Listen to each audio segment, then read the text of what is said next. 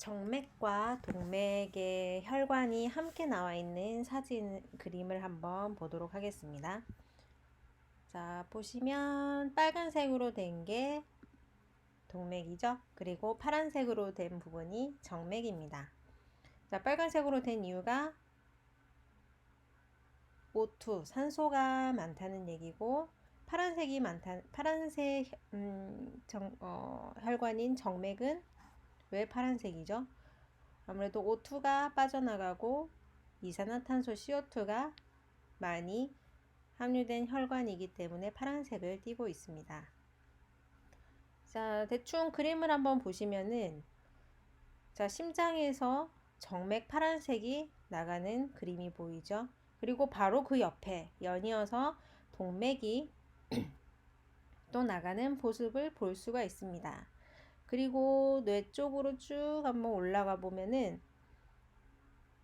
자, 뇌 쪽에서는 역시 정맥에 두 가지 가지가 나뉘어져서 목 쪽으로 올라간 부분이 있고, 역시 동맥도 마찬가지로 우리 쇄골화 동맥이 있었죠. 그쪽에서 분지 두 가지가 분지를 해서 또 이렇게 나가는 모습이 많이 비슷하죠. 그죠? 동맥과 정맥이. 그리고 쭉 상완골 쪽으로 내려가면은, 상완골로 갈 때는 정맥이 두 가지로 분지를 하네요. 그리고 동맥은 하나로 쭉 내려오고, 또 팔에서도 약간 조금 복잡하게 서로 나누어져 있는 모습을 볼 수가 있습니다. 그리고 자, 체순환에서 밑으로 다시 쭉 한번 내려가 볼까요? 자, 정맥, 대정맥과 대동맥 같은 경우도 옆에 그대로 나란히 쭉 내려가는 모습을 볼 수가 있고, 각 장기마다 동맥과 정맥이 함께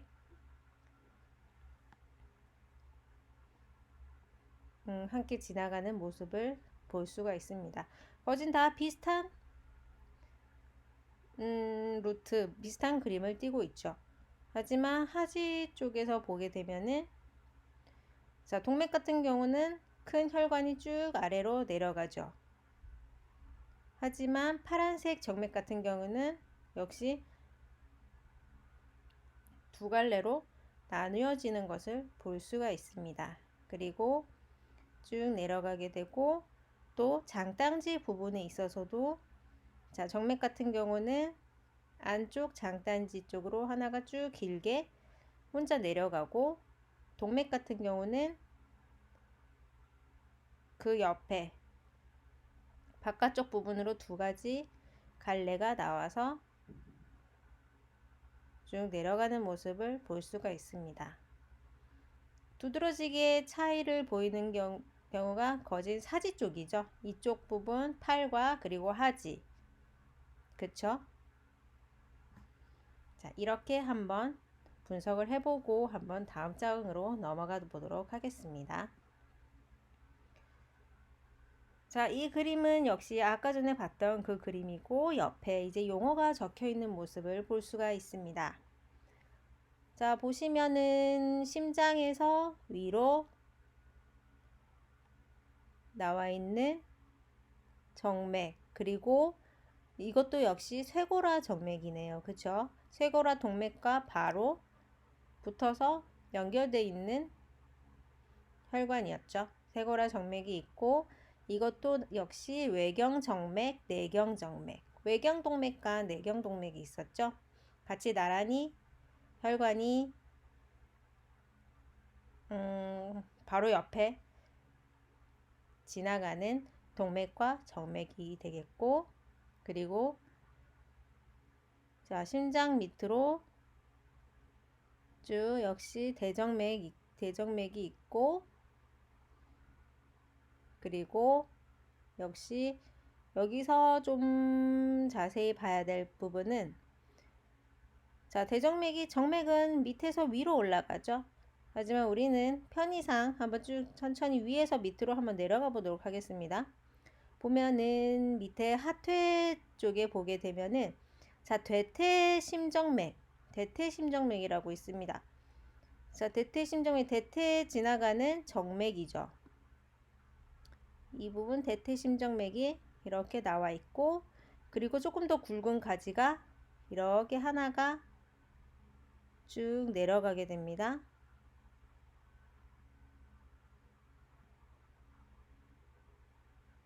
내려가면서 이 대퇴정맥이 옆으로 또 분지를 하면서 하태로 내려가게 되죠.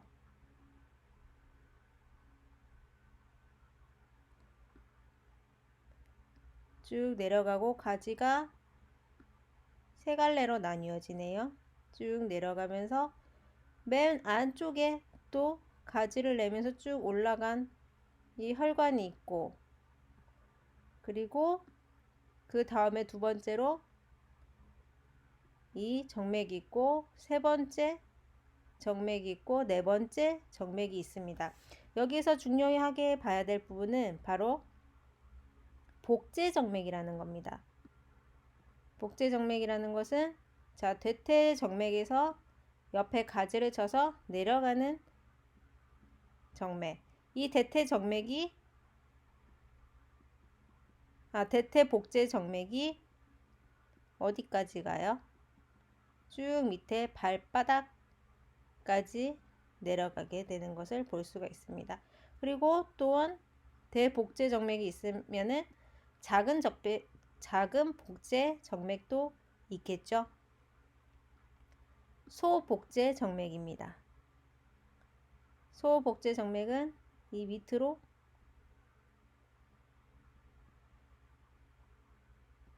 얇은 혈관이 내려가게 되고, 이 소복제 정맥이 위로 쭉 올라가게 되면 혈관이 점점 커지면서 이것이 대복제 정맥이 된다고 보시면 됩니다. 자, 그림을 좀 더 다시 한번 보게 되면은 분홍색으로 표시한 정맥이죠. 대복제 정맥과 소복제 정맥을 볼 수가 있습니다. 자, 하지의 동맥과 정맥은 나란히 지난다. 하지만 여기에서 정맥은 동맥이 없는 대복제 정맥과 소복제 정맥이 있다는 겁니다. 자, 보통 정맥들은 심부 정맥이 있고요. 몸 안쪽에 있는 정맥인 심부 정맥이라고 하고, 그와 반대로 몸 표면 쪽에 있는 정맥이 또 있습니다. 이것을 우리는 흔히 표제 정맥이라고 얘기를 합니다. 이 표제 정맥 중에 대복제 정맥과 소복제 정맥이 표제 정맥에 포함이 됩니다. 자, 하퇴에서 다시 한번 보면은 혈관이, 정맥은 밑에서 위로 올라가죠. 심장 쪽으로 올라가고, 동맥은 심장 쪽에서 내려오는 거죠. 여기서 봤을 때, 자, 혈관이 뭐 몇 가닥 4개 정도 이렇게 하태에서 나눠지죠. 나눠졌을 때, 자, 앞쪽에 있는 정강이뼈 정맥이 있고, 뒤쪽에 정강이뼈 정맥이 있고, 나머지 또 다른 혈관들은 소복제 정맥이라고 하여 동맥에는 없는 이 혈관이 쭉 다리를 타고 올라가면서 점점 혈관이 커지면서 대복제 정맥으로 이름이 붙어 다리를 타고 올라가게 됩니다.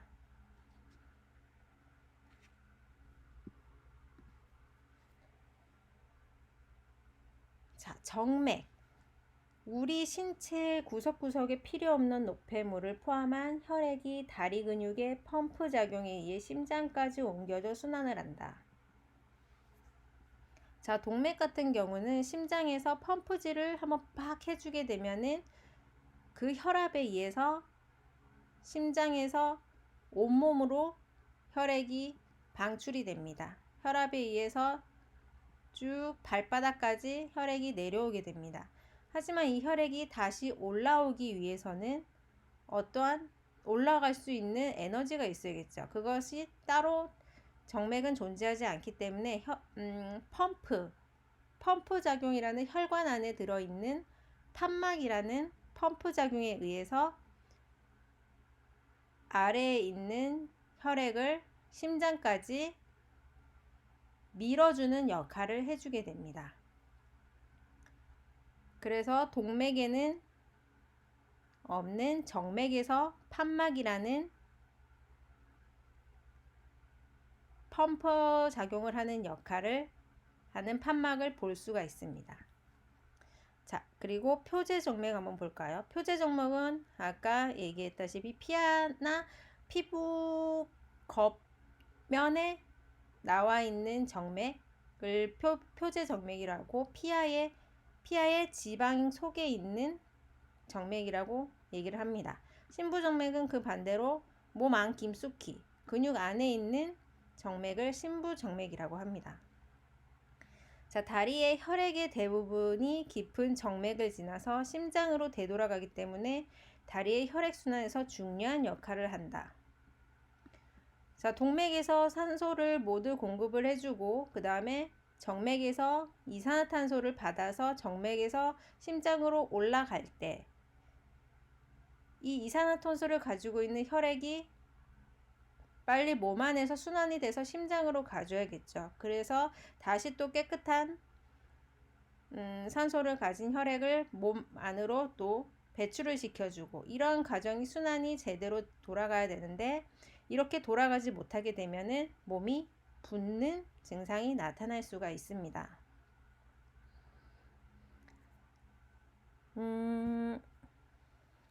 자, 여기 그림을 다시 한번 볼까요? 자, 아까 앞에서도 강조를 했듯이 소복제정맥과 대복제정맥이 있습니다.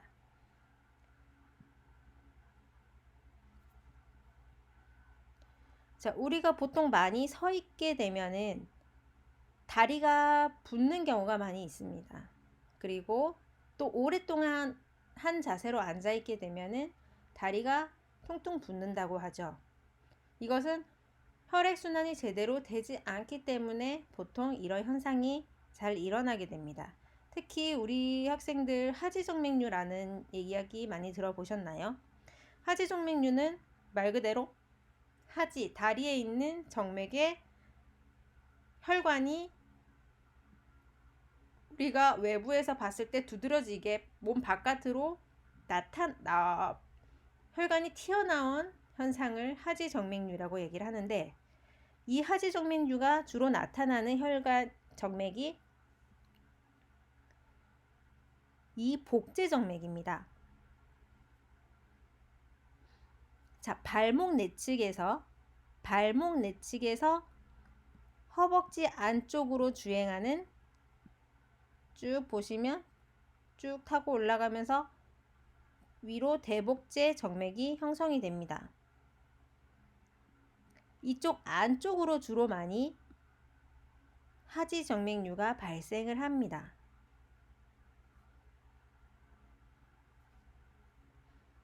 또한 발목 외측에서 주로 보면은 소복제 정맥이 발목 외측에서 소복제 정맥이 쭉 타고 올라가다가 또 대복제 정맥을 이루면서 이쪽 부분에서도 하지정맥류가 나타나기도 합니다.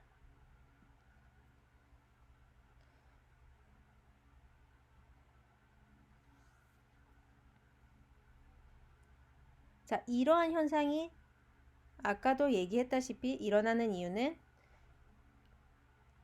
자, 보시면 이 복제정맥 자체는 뒤쪽에 있습니다. 그쵸? 뒤쪽에 있고 약간 위쪽에 있고, 이 부분에 바로 근육이 이렇게 붙어 있습니다. 이 근육이 제대로 작용을 하지 않게 되면 이 근육이 말 그대로 다리의 펌프, 혈액을 밑에서 위로 올려주는, 밑에서 위로 밀어주는 역할을 하는 가장 중요한 근육이 이 종아리에 있는 근육입니다.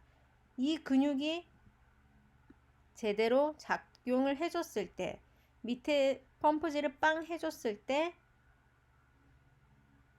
밑에 있던 정체돼 있던 혈액이 위쪽으로 쉽게 쉽게 올라갈 수 있는 역할을 해주게 됩니다. 하지만 이 근육이 제대로 작용을 안 하면은 어떻게 되나요? 이 정체해 있던 혈액이 그대로 밑에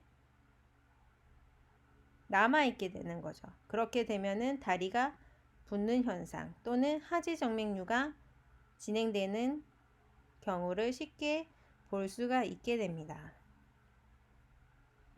자, 그래서 우리가 흔히 TV에서 보면 정맥순환제라고 해서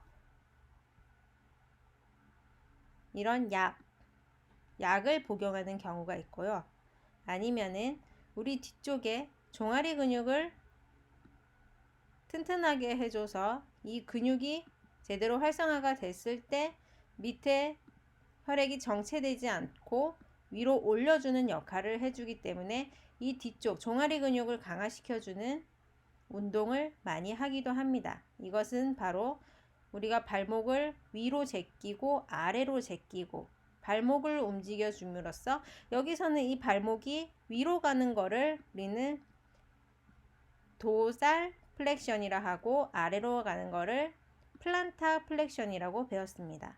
이렇게 도살 플렉션과 플란타 플렉션을 반복해 줌으로써 뒤쪽의 종아리 근육을 더 튼튼하게 해줘서 혈액이 아래에서 위로 잘 올라갈 수 있게끔 펌프 작용을 잘 할 수 있게끔 도와주는 역할이 된다고 보시면 되겠습니다. 자, 과제입니다. 두 번째 과제죠. 이거를 보시면 자, 각각의 우리 이게 정맥 이름이 의학용어로 적혀 있습니다. 이것을 각각 한번 한글로 풀어서 이 옆에다가 작성을 해주시면 됩니다. 이쪽에 있는 정맥 같은 경우는 어떤 이름을 갖고 있고, 그리고 이 위에 있는 이 위치에 있는 이 정맥을 뭐라고 부르는지, 그리고 쭉 올라가서 또 여기에 분지되어 있는 이 정맥과 여기에 나와 있는 이 정맥의 이름을 또 뭐라고 하는지 이렇게 하나하나 한글로 다시 나열해 주시면 되겠습니다. 이해되시죠?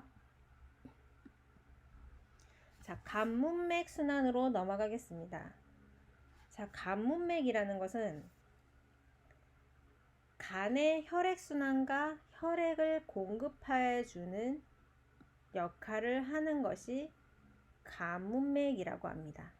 간문맥은 따로 이름이 나와 있습니다. 보시면 그림에 보시면 그쵸? 자, 간문맥이라고 해서 간에 분지를 하고 있고 이것은 또 비장에 붙어 있기도 하고 쭉 가지가 쳐 있죠. 자, 결국에는 이 간문맥이 간에 뿌리를 내린 것처럼 이렇게 붙어 있는 모습을 볼 수가 있습니다. 이것은 다시 말해 간의 혈액순환과 혈액을 공급해주는 역할을 하는 것을 간문맥이라고 보시면 되고, 그리고 간의 역할 그리고 간동맥, 간정맥, 간문맥 잠시만요. 간정맥 그리고 간정맥 바로 옆에 간동맥이 있겠죠. 그리고 간문맥 이것이 간과 연결되어 있는 혈관이라고 보시면 됩니다.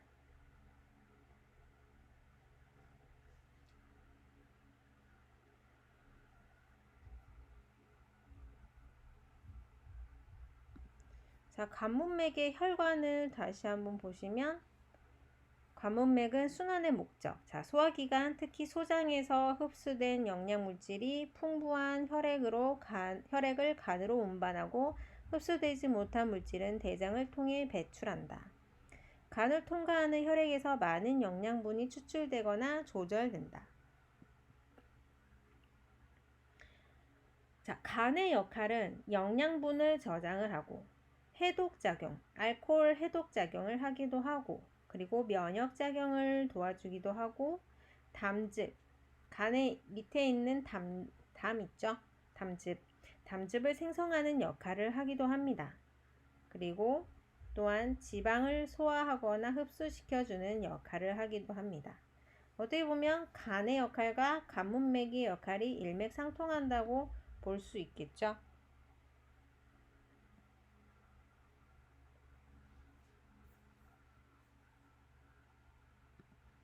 자, 간의 혈관을 다시 한번 보시면 간의 혈관은 자, 간문맥이 있고 아까 언급했듯이 간동맥이 있고 그리고 간정맥이 있습니다.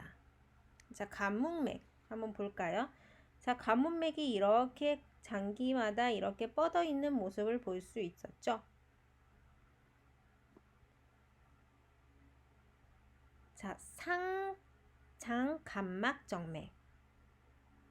상장간막정맥. 자, 상행결장 이렇게 우리 소장 내장 하는 할 때 나타나는 결장. 상행결장 먼저 상행결장에 붙어 있는 상장간막정맥과 그리고 비장에 붙어 있는 비장정맥이 합쳐져서 간문맥이라는 하나의 혈관으로 합쳐지는 모습을 볼 수가 있습니다. 자, 여기서 상장간막정맥이라는 것은 대부분의 소화와 흡수를 담당하고 있는 소장과 대장의 근입으로부터 혈액을 받는다. 자, 비장정맥이라는 것은 위, 비장, 췌장에서 오는 지루와 대장의 원위부와 직장 상부로부터 오는 혈액을 받는 지류인 하장 간막 정맥을 받는다. 자, 이 하장 간막 정맥이 올라오면서 비장에 붙어 있는 비장 정맥과 합쳐지게 됩니다. 그러면서 이 비장 정맥은 위로 올라가면서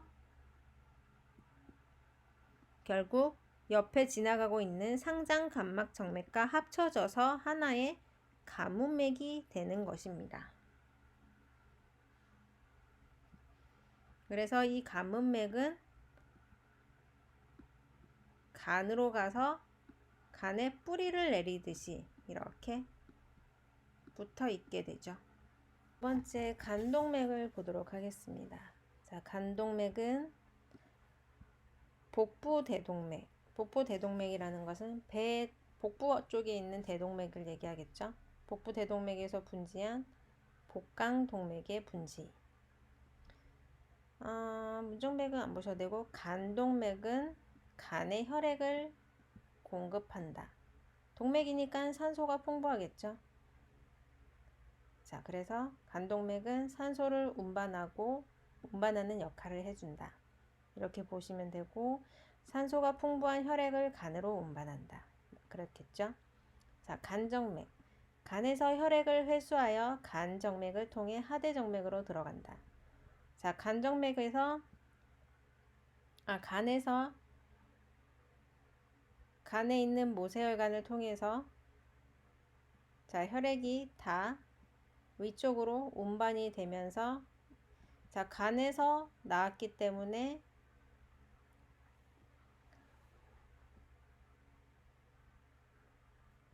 자, 어떻게 보면은 산소가 없겠죠.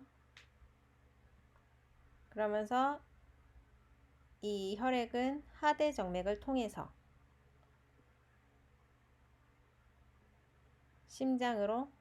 심장에 있는 우심방으로 들어가게 됩니다. 이것을 간정맥이라고 합니다. 자, 정맥은 심장을 기준으로 봤을 때 심장으로 들어오는 혈관이죠. 그리고 이 앞에 있는 장기, 간은 어디에서 나왔기 때문에, 간에서 나왔기 때문에 이 혈관이 우심방으로 들어가는 이 혈관 이름을 간정맥이라고 합니다. 다음은 태아의 순환을 한번 보도록 하겠습니다.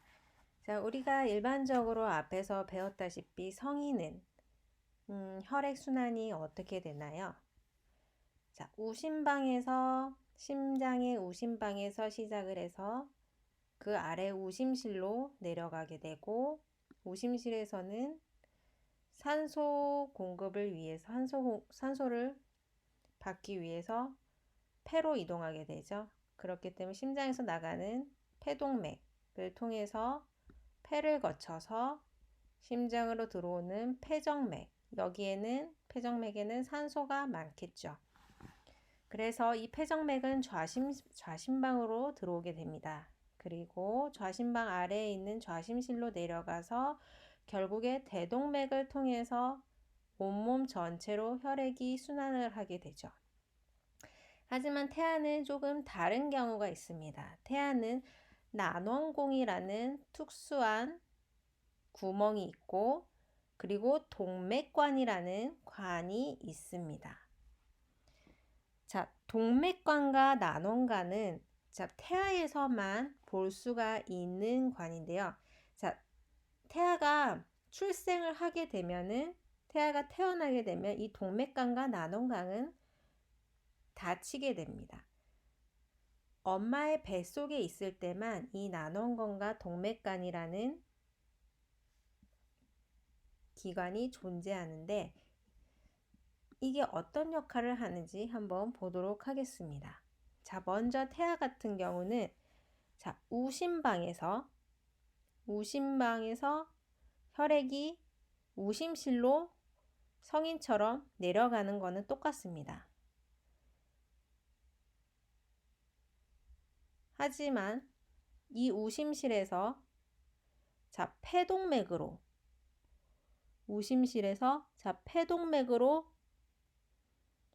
혈액이 진행을 하다가 이 폐동맥에서 보편적으로 성인은 폐동맥에서 폐로 가죠.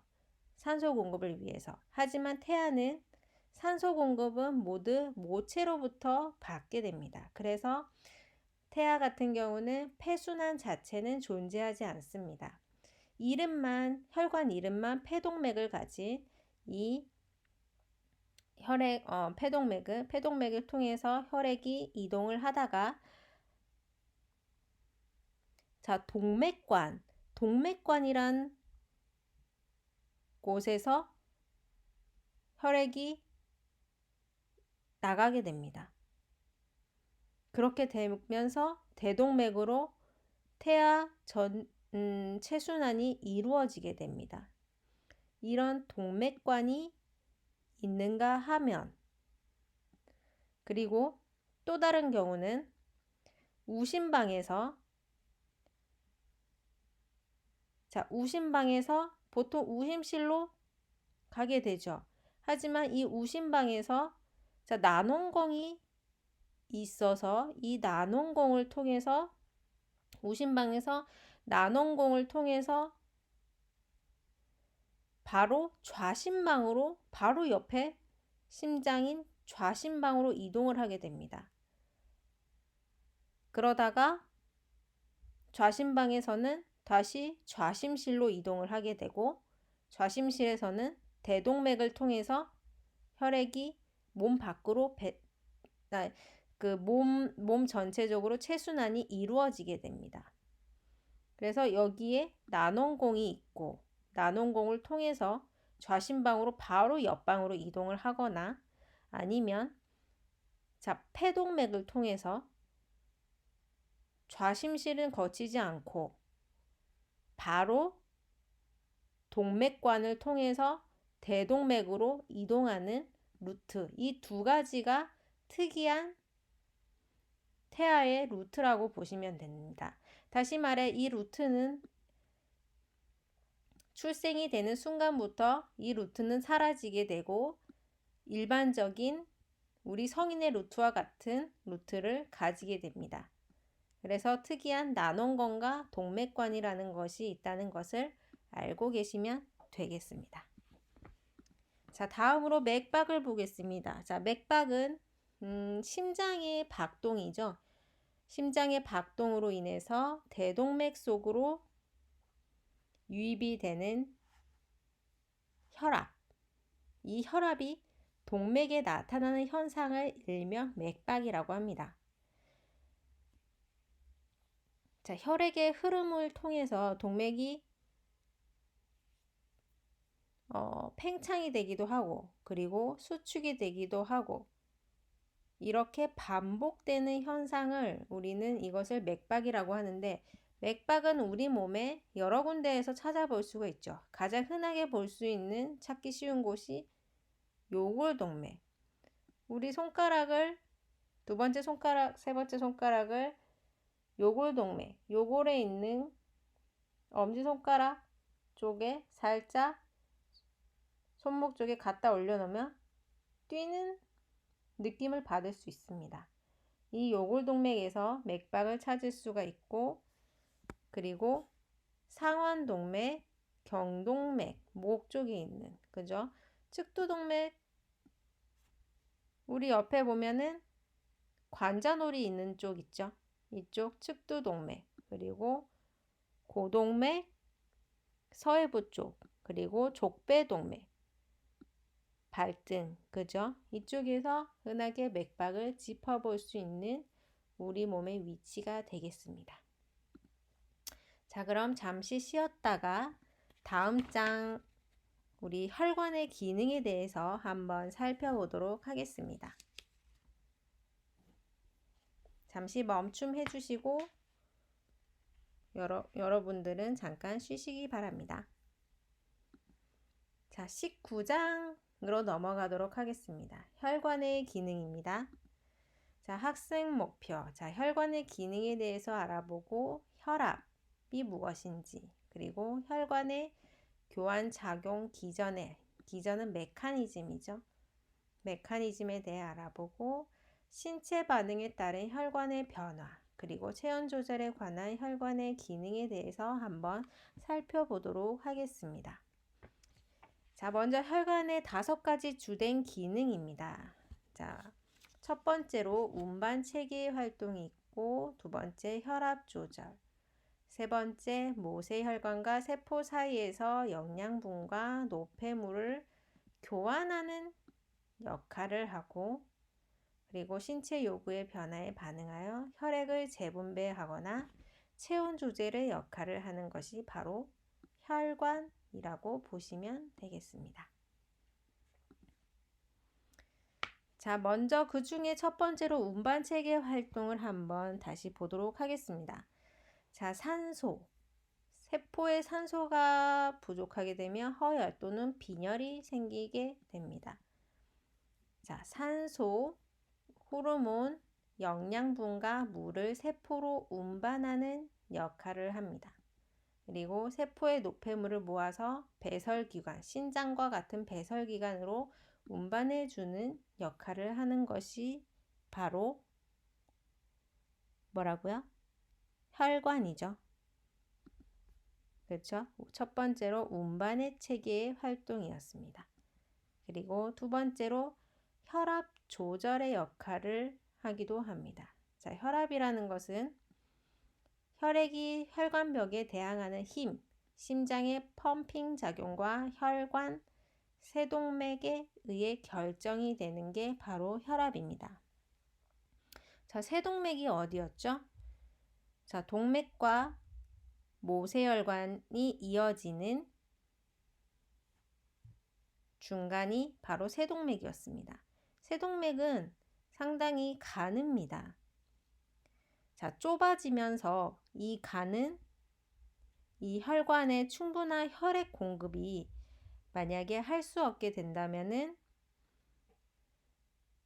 가야 되는 혈액이 있는데 갑자기 혈관이 예를 들어 콜레스테롤이 쌓여서 그 혈관을 제대로 통과하지 못하게 될 경우에는 그만큼 압력이 그 부위의 압력이 증가를 하게 됩니다. 그래서 이 세동맥의 혈압이 높아지게 되는 것이죠. 그래서 세동맥에 의해서 주로 결정이 되는 것이 혈압이라고 보시면 되겠습니다. 자, 혈압의 측정은 한번 다들 읽어봐 주시기 바랍니다. 자, 혈압을 결정하는 요인입니다. 자, 혈압이 높아질수록 그 높아진 요인이 되는 것은 뭐가 있을까요? 자, 심장에서 혈액이 박출되는 힘이 클수록 혈압은 높아집니다. 그 힘이 클수록 몸 전체에 혈액이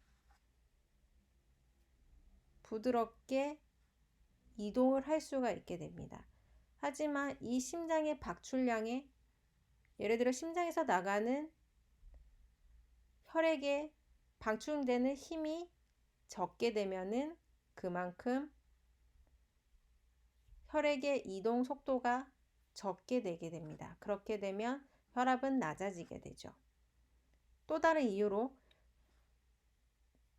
자, 혈액 자체에 끈적끈적한 점성 성분이 있게 되면은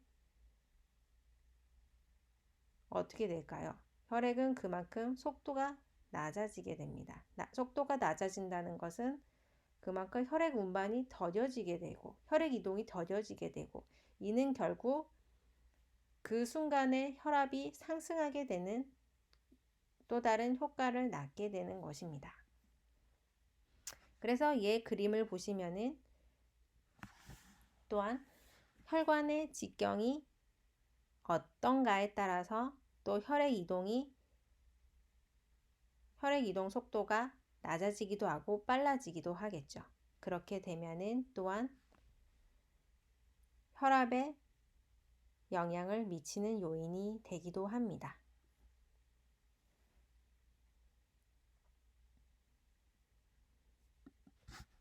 자, 심장이 수축할 때 1회 박출량이 높을수록 자, 다시 말해 1회 박출량은 심장이 매 시간 박동할 때마다 좌심실에서 대동맥으로 분출되는 혈액의 양입니다.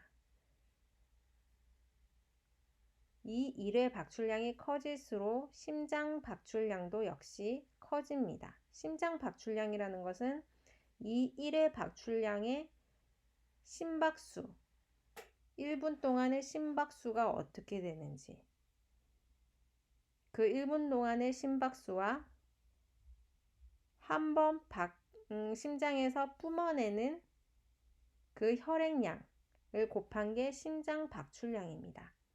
1회 박출량이 커질수록 심장 박출량은 커집니다. 이것은 심장에서 나가는 혈액이 박출되는 혈액량이 커질수록 그만큼 혈압은 또한 높아지게 됩니다. 또한 심장 박동수, 심장이 뛰는 1분 동안 뛰는 심장 박동수가 커질수록 이는 심장 박출량과 또 비례해서 혈압은 상승하게 됩니다. 하지만 반대로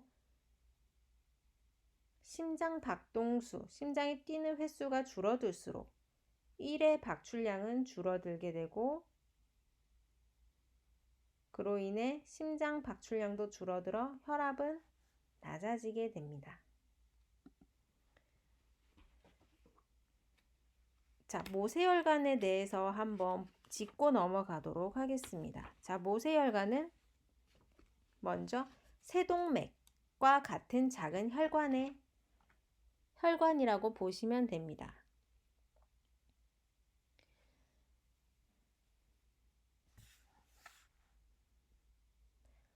자, 혈관 직경이 좁아질수록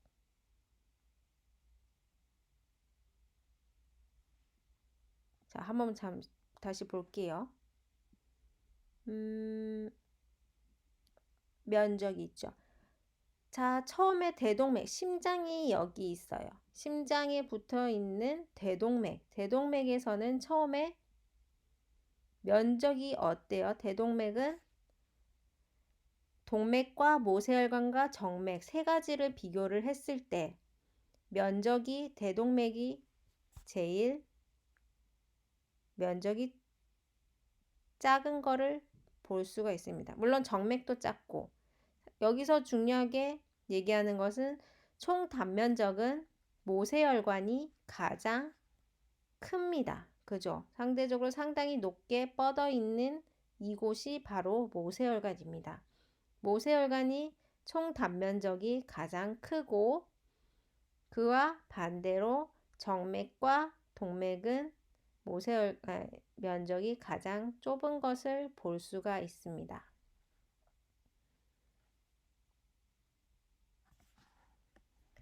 자, 그리고 속도는 처음에는 심장에서 혈액이 방출됐을 때 가장 먼저 그 방출되는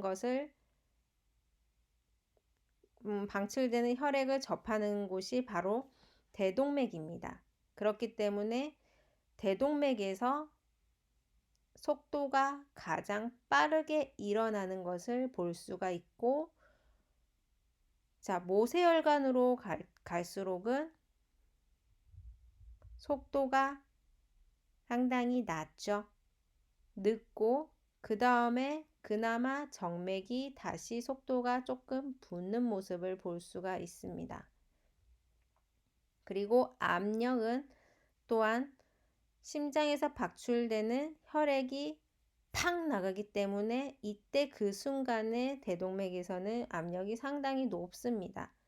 그러다가 모세혈관을 지날 때 압력이 점점 낮아지고 정맥에서는 압력이 상대적으로 없는 것을 볼 수가 있습니다. 그렇기 때문에 정맥에서는 판막이 있죠. 나가는 압력이 없다는 것은 에너지가 없다는 뜻입니다. 그렇기 때문에 정맥에서는 그 에너지가 없기 때문에 대신 판막이 밑에 있는 혈액을 위로 내보내주는 역할을 하게 됩니다. 이렇게 보시면 될 것 같고요. 그리고 모세혈관은 대체적으로 보면은 삼투압 현상이 일어나고, 그리고 이온 투과성도 일어나게 됩니다. 모세혈관에서 물질 교환, 산소가 역시 일어나게 되죠. 그래서 보시면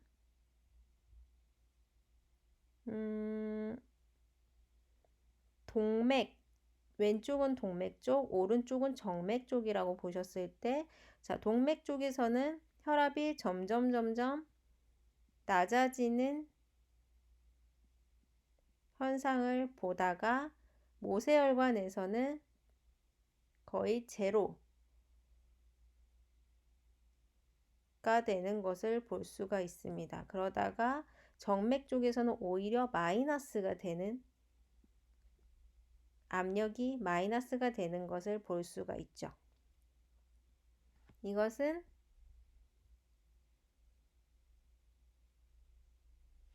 그림을 보듯이, 자, 모세혈관에서는 모세혈관에 있는 혈액 중에 여러 영양 물질이 세포로 빠져나가게 되면서 혈압은 점점 낮아지게 됩니다. 그렇게 되면서 어느 순간 이 모든 것이 모세혈관에서 이루어지고 난 후에 정맥으로 이동할 때는 더 이상 물질 이동이 할 수 있는 성분이 없기 때문에 여기에서는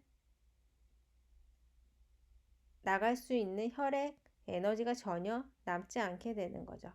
그렇게 되면서 이 정맥의 혈액은 말 그대로 펌핑 작용에 의해서 다시 심장으로 돌아가는 역할을 하게 됩니다. 자, 모세혈관의 삼투압 한번 읽어볼까요? 자, 모세혈관의 벽을 통한 물질 운반을 합니다. 그리고 단면적이 가장 넓어 물질 교환에 유리한 게 모세혈관입니다. 자, 단순 확산, 촉진 확산이 이루어지고, 그리고 모세혈관의 구멍을 통해서도 이동을 하게 됩니다. 능동수송, 삼투압, 물질 교환의 원동력, 혈압, 혈액의 삼투압, 모든 물질의 이동 방법을 다 메커니즘을 갖고 있는 것이 모세혈관이라고 보시면 되겠습니다.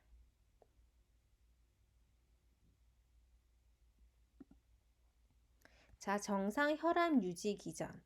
자, 우리 몸의 혈압이 높아졌을 때 우리 몸은 그걸 위험성을 감지해서 혈압을 낮추는 역할을 해주고, 또한 혈압이 낮아졌을 때, 저혈압일 땐 우리 몸에서 또 그 위험성을 감지해서 혈압을 높여주는 역할을 담당하는 게 있습니다. 어떻게 보면 항상성을 유지를 한다고 보시면 됩니다.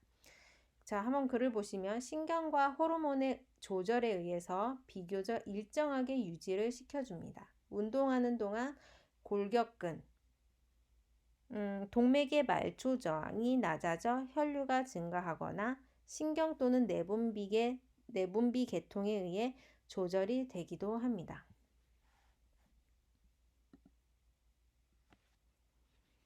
자, 그림을 보시면은,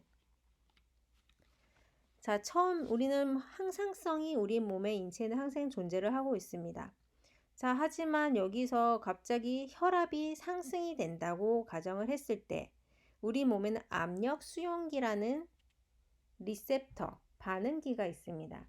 이 압력 리셉터가 반응이 됨으로써, 자, 혈관 운동 중추라는 이 리셉터가 억제가 되고, 그리고 심장 촉진 중추라는 게 억제가 되고, 나머지 심장 촉진 중추가 억제가 되고, 심장 억제 중추는 오히려 자극이 됨으로써 올라간 혈압을 낮춰줄 수 있게 도와줍니다.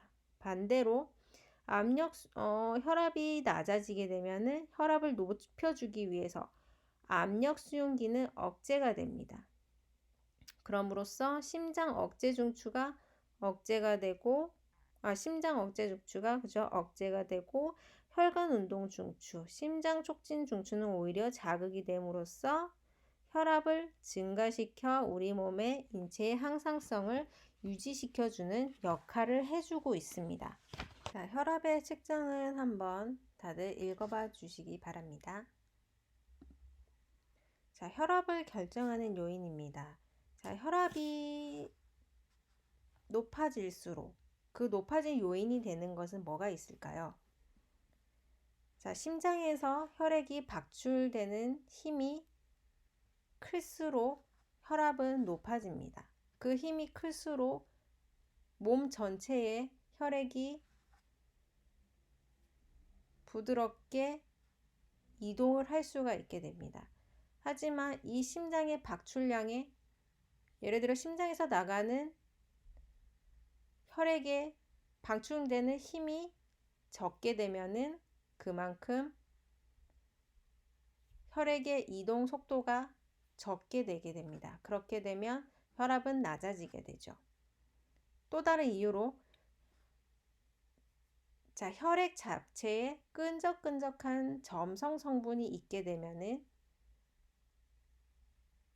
어떻게 될까요? 혈액은 그만큼 속도가 낮아지게 됩니다. 속도가 낮아진다는 것은 그만큼 혈액 운반이 더뎌지게 되고 혈액 이동이 더뎌지게 되고, 이는 결국 그 순간에 혈압이 상승하게 되는 또 다른 효과를 낳게 되는 것입니다.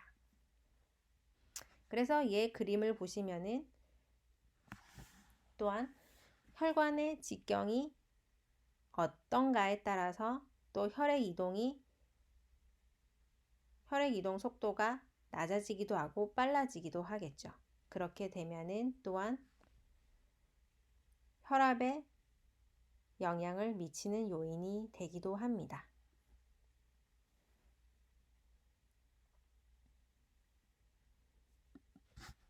자, 심장이 수축할 때 1회 박출량이 높을수록, 자, 다시 말해 1회 박출량은 심장이 매 시간 박동할 때마다 좌심실에서 대동맥으로 분출되는 혈액의 양입니다. 이 1회 박출량이 커질수록 심장 박출량도 역시 커집니다. 심장 박출량이라는 것은 이 1회 박출량의 심박수, 1분 동안의 심박수가 어떻게 되는지, 그 1분 동안의 심박수와 한 번 심장에서 뿜어내는 그 혈액량을 곱한 게 심장 박출량입니다. 1의 박출량이 커질수록 심장 박출량은 커집니다. 이것은 심장에서 나가는 혈액이 박출되는 혈액량이 커질수록 그만큼 혈압은 또한 높아지게 됩니다. 또한 심장 박동수, 심장이 뛰는 1분 동안 뛰는 심장 박동수가 커질수록 이는 심장 박출량과 또 비례해서 혈압은 상승하게 됩니다. 하지만 반대로 심장 박동수, 심장이 뛰는 횟수가 줄어들수록 1의 박출량은 줄어들게 되고 그로 인해 심장 박출량도 줄어들어 혈압은 낮아지게 됩니다.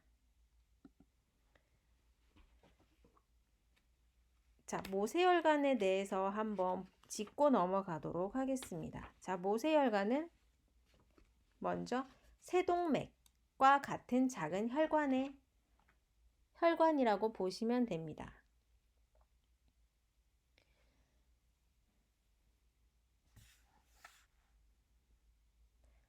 자, 혈관 직경이 좁아질수록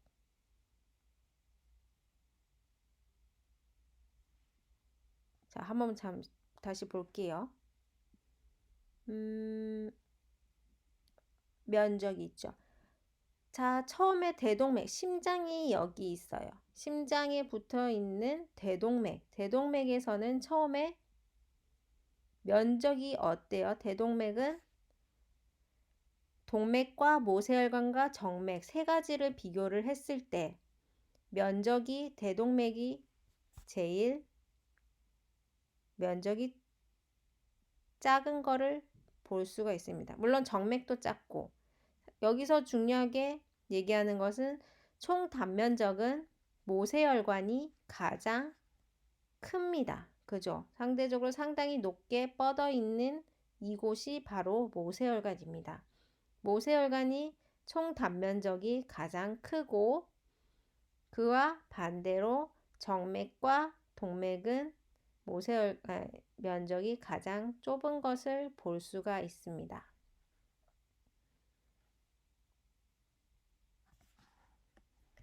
자, 그리고 속도는 처음에는 심장에서 혈액이 방출됐을 때 가장 먼저 그 방출되는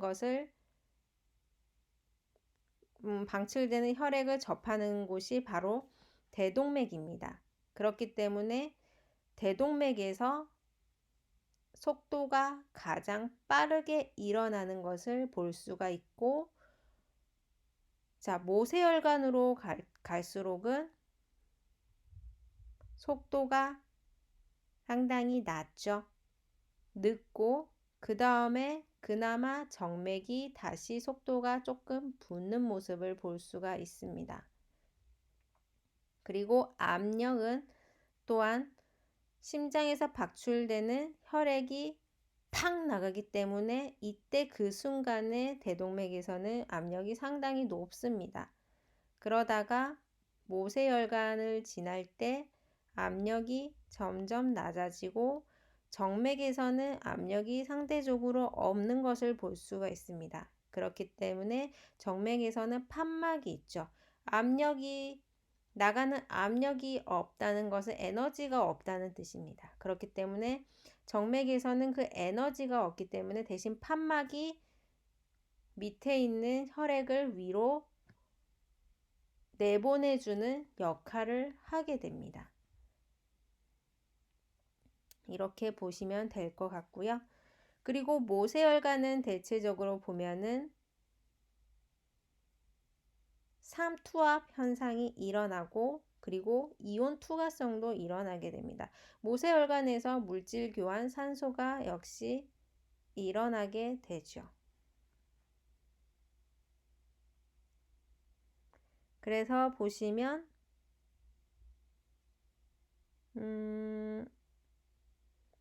동맥, 왼쪽은 동맥 쪽, 오른쪽은 정맥 쪽이라고 보셨을 때, 자, 동맥 쪽에서는 혈압이 점점 낮아지는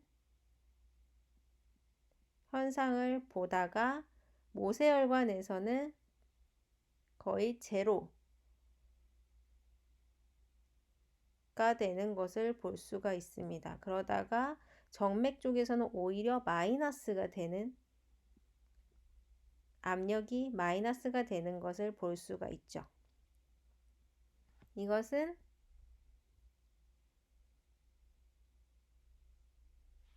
그림을 보듯이, 자, 모세혈관에서는 모세혈관에 있는 혈액 중에 여러 영양 물질이 세포로 빠져나가게 되면서 혈압은 점점 낮아지게 됩니다. 그렇게 되면서 어느 순간 이 모든 것이 모세혈관에서 이루어지고 난 후에 정맥으로 이동할 때는 더 이상 물질 이동이 할 수 있는 성분이 없기 때문에 여기에서는 나갈 수 있는 혈액 에너지가 전혀 남지 않게 되는 거죠. 그렇게 되면서 이 정맥의 혈액은 말 그대로 펌핑 작용에 의해서 다시 심장으로 돌아가는 역할을 하게 됩니다. 자, 모세혈관의 삼투압 한번 읽어볼까요? 자, 모세혈관의 벽을 통한 물질 운반을 합니다. 그리고 단면적이 가장 넓어 물질 교환에 유리한 게 모세혈관입니다. 자, 단순 확산, 촉진 확산이 이루어지고, 그리고 모세혈관의 구멍을 통해서도 이동을 하게 됩니다. 능동수송, 삼투압, 물질 교환의 원동력, 혈압, 혈액의 삼투압, 모든 물질의 이동 방법을 다 메커니즘을 갖고 있는 것이 모세혈관이라고 보시면 되겠습니다.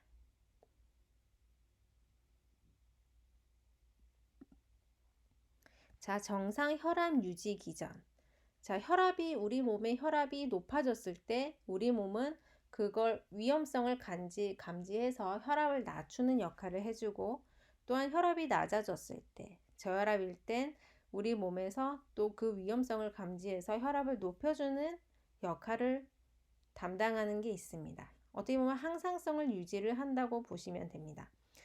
자, 한번 글을 보시면 신경과 호르몬의 조절에 의해서 비교적 일정하게 유지를 시켜줍니다. 운동하는 동안 골격근, 동맥의 말초 저항이 낮아져 혈류가 증가하거나 신경 또는 내분비 계통에 의해 조절이 되기도 합니다.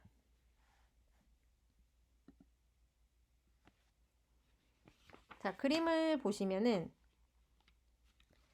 자, 우리는 항상성이 우리 몸의 인체는 항상 존재를 하고 있습니다.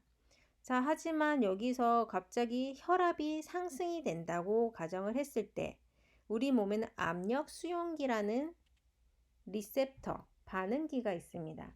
이 압력 리셉터가 반응이 됨으로써, 자, 혈관 운동 중추라는 이 리셉터가 억제가 되고, 그리고 심장 촉진 중추라는 게 억제가 되고, 나머지 심장 촉진 중추가 억제가 되고, 심장 억제 중추는 오히려 자극이 됨으로써 올라간 혈압을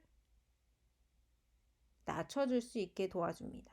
반대로 혈압이 낮아지게 되면은 혈압을 높여주기 위해서 압력 수용기는 억제가 됩니다. 그럼으로써 심장 억제 중추가 억제가 되고, 혈관 운동 중추, 심장 촉진 중추는 오히려 자극이 됨으로써 혈압을 증가시켜 우리 몸의 인체의 항상성을 유지시켜주는 역할을 해주고 있습니다. 운동 중추라는 것은 내분비 계통으로서 교감신경입니다. 자, 교감신경이 억제가 된다는 것은 말 그대로 그러면 혈관이 이완이 된다는 뜻이고, 이로 인해서 혈액이 지나가는 길이 넓어져서 혈압이 감소하게 됩니다. 하지만 여기 반대로 혈관 운동 중추, 교감신경계가 자극이 되게 되면은 그만큼 혈관이 수축하게 되고 혈압은 상승하게 되는 원인이 되게 됩니다.